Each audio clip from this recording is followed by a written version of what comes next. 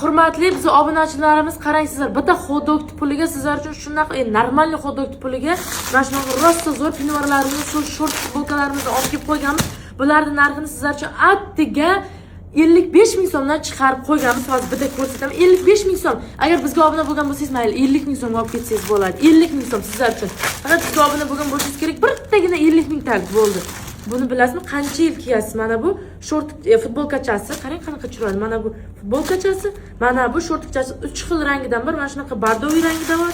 Bor, keyin mana shunaqa malinaviy rangidan bor, keyin mana shunaqa qorasidan bor mana.